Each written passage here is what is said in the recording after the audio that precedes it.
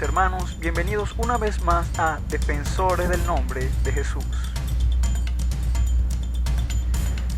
En el Evangelio según Marcos, el capítulo 12, se narra en el ministerio del Señor Jesús una conversación que el Señor sostuvo con unos fariseos, saduceos y escribas, donde estas personas cuestionaban al Señor.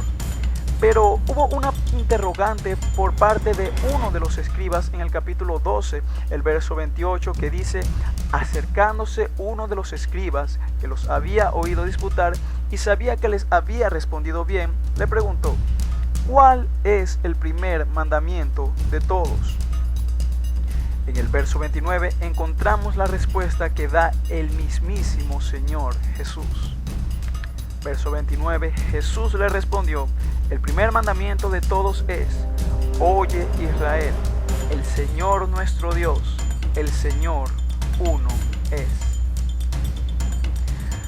Noten cómo el Señor hace alusión al Shema Israel, que es lo que encontramos en el libro de Deuteronomio en el capítulo 6, el verso 4. Y deja en claro que solamente hay un Dios, siguiendo el mismo patrón monoteísta bíblico. De estar formado Dios por un concilio de personas divinas, claramente el Señor lo fuera mostrado al decir: el Señor nuestro Dios, el Señor, somos tres. Pero no, es la misma secuencia que se muestra desde Génesis hasta Apocalipsis, de que hay un solo Dios y no hay más. Pero analicemos esta respuesta del Señor. El primer mandamiento de todos es: oye Israel, el Señor nuestro Dios, el Señor uno es. La palabra griega que es traducida como Señor es la palabra kurios, y la palabra Dios en griego es Theos. Noten cómo se muestra que el Señor es Dios y que es uno. Hay un solo Señor. Efesios 4:5 dice: un Señor, una fe, un bautismo. Y hay un solo Dios. Romanos 3:30, porque Dios es uno y Él justificará por la fe a los de la circuncisión y por medio de la fe a los de la incircuncisión. Un solo kurios, un solo Theos, es decir, un solo Señor y un solo Dios. Eso está en armonía con el Shema Israel. El Señor nuestro Dios, el Señor uno es.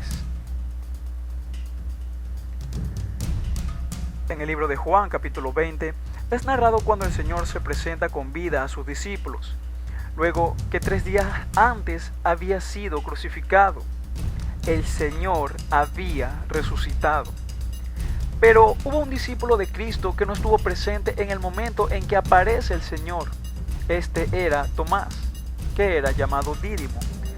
Los demás discípulos le relataban lo acontecido, que Jesús había resucitado, que lo habían visto con vida, mas él no creyó a sus palabras y les decía que él, para creer, primero tenía que ver al Señor y observar la señal de los clavos y meter su mano en el costado de Jesús.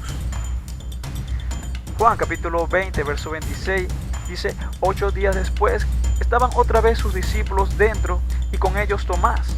Llegó Jesús estando las puertas cerradas y se puso en medio y les dijo: paz a vosotros. Verso 27, luego dijo a Tomás: pon aquí tu dedo y mira mis manos, y acerca tu mano y métela en mi costado, y no seas incrédulo sino creyente. Ahora, noten la reacción que tiene Tomás para con el Señor al decirle en el verso 28, entonces Tomás respondió y le dijo: Señor mío y Dios mío. Noten cómo Tomás llama a Jesús Señor y Dios, literalmente o kurios mu kai o theos mu. Este discípulo llamó a Jesús Señor y Dios. Tomás estaba atribuyéndole a Jesús las mismas expresiones del Shema Israel, Señor y Dios. Oye Israel, el Señor nuestro Dios, el Señor uno es.